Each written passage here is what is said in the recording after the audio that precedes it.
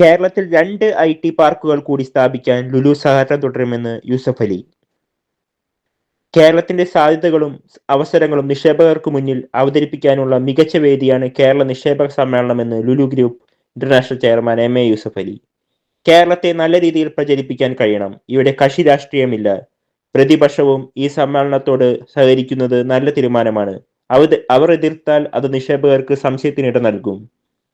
ഭരണം മാറുമ്പോൾ തങ്ങളുടെ പദ്ധതികൾ അവർ നടപ്പാക്കില്ലെന്ന് തോന്നും. എല്ലാവരും യോജിച്ചു നിന്ന് കേരളത്തിന് വേണ്ടി പ്രവർത്തിക്കുമ്പോൾ നിക്ഷേപകർക്ക് കൂടുതൽ ആത്മവിശ്വാസം ലഭിക്കുമെന്നും യൂസഫ് അലി പറഞ്ഞു. കേരളത്തിൽ പുതുതായി 2 ഐ.ടി പാർക്കുകൾ കൂടി ലുലു സ്ഥാപിക്കും. ഭക്ഷ്യ സംസ്കരണശാല നിർമ്മാണം പുരോഗമിക്കുകയാണ്. ലുലു നല്ല രീതിയിൽ കേരളത്തിൽ നിക്ഷേപിച്ചിട്ടുണ്ട്. ഇനിയും സഹകരണം തുടരുമെന്നും യൂസഫ് അലി അറിയിച്ചു.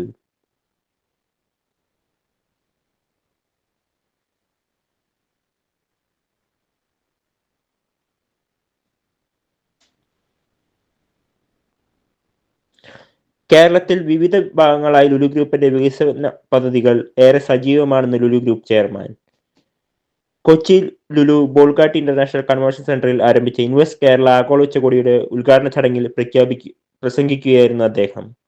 ലുലു ഗ്രൂപ്പിന്റെ പുതിയ പദ്ധതികൾ വൈകാതെ പ്രഖ്യാപിക്കും. കേരളത്തിലെ പ്രധാന നിക്ഷേപകരിൽ ഒന്നാണ് ലുലു എന്നതിൽ അഭിമാനമുണ്ട്. ഷോപ്പിംഗ് മാളുകളും ഹൈപ്പർ മാർക്കറ്റുകളും കൺവെൻഷൻ സെന്ററുകളും ഹോട്ടലുകളും ലുലു കേരളത്തിൽ സ്ഥാപിച്ചു. ലോജിസ്റ്റിക് പാർക്ക്, ഭക്ഷ്യ സംസ്കരണ കേന്ദ്രം, കോൾഡ് സ്റ്റോറേജുകൾ എന്നിവയുമുണ്ട്. കളമശ്ശേരിയിൽ ഭക്ഷ്യ സംസ്കരണ പാർക്ക് സജ്ജമാക്കും. ഇൻഫോ പാർക്കിൽ 15,000 പേർക്ക് തൊഴിൽ ചെയ്യാവുന്ന 2 ഐ.ടി ടവറുകളും ലുലു സ്ഥാപിച്ചു. 25,000 പേർക്ക് ഇരിക്കാവുന്ന പുതിയ ഇരട്ട ഐ.ടി ടവർ ഉടൻ ഉദ്ഘാടനം ചെയ്യും. കേരളം നിക്ഷേപ സൗഹൃദമാണെന്നതിന് ഉദാഹരണമാണ് ലുലുവിന്റെ പദ്ധതികളെന്നും 5 ലക്ഷം കോടി ഡോളർ സമ്പദ് വ്യവസ്ഥയാവുകയെന്ന കേന്ദ്ര സർക്കാരിന്റെ ലക്ഷ്യത്തിന് കരുത്തേകാൻ കേരളത്തിൽ കഴിയുമെന്നും അദ്ദേഹം പറഞ്ഞു. കേരളത്തിന് medical tourism, robotic, health care മേഖലകളിൽ വലിയ നിക്ഷേപ സാധ്യതകളുണ്ട്. വിദ്യാഭ്യാസ ഹബ്ബായി വികസിക്കാനും കഴിയും. അത് സാധ്യമായാൽ കേരളത്തിൽ നിന്ന് കുട്ടികൾ വിദേശത്തേക്ക് പോകുന്നതിന് പകരം ലോകമെമ്പാടു നിന്നും വിദ്യാർത്ഥികളെ ഇങ്ങോട്ടേക്ക് ആകർഷിക്കാം. സംസ്ഥാനത്തിന്റെ വികസനത്തിൽ ഭരണ പ്രതിപക്ഷ പാർട്ടികൾക്ക് ഒരേ അഭിപ്രായമുണ്ടാകുന്നത് നിക്ഷേപകർക്ക് നേട്ടമാകുമെന്നും അദ്ദേഹം പറഞ്ഞു.